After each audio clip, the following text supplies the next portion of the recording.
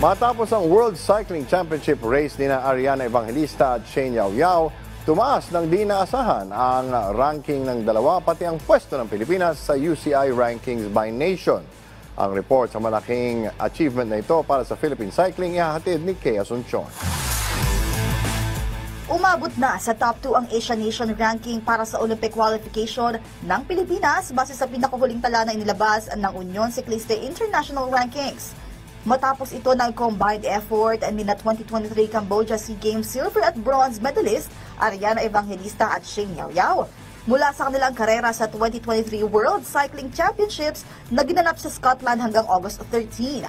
Ayon kay Phil Cycling Vice President Oscar Rodriguez Jr., sinimula nilang trabahuhin ang kanilang nation ranking noong Oktubre ng nakaraang taon sa Japan Cup 2022 na nasundan pa ng kanilang magandang showing sa huling SEA Games. Before kami umalis, number 5 pa yata kami. Nauuna pa yung if I'm not mistaken, nauna yung Japan malayo yung agwat dahil they have at least 8 UCI races sa Japan. So yun, nakakaipon sila ng UCI points. Ang nauuna pa sa atin noon was Malaysia dahil marami rin silang karera. Iran and China. Tapos pag-uwi namin, naunahan na namin yung pure second na to Japan.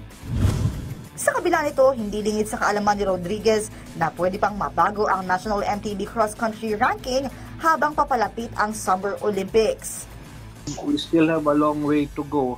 The Olympics is next summer pa. So from now until ang cycling calendar ng UCI is up to up to first second week ng November.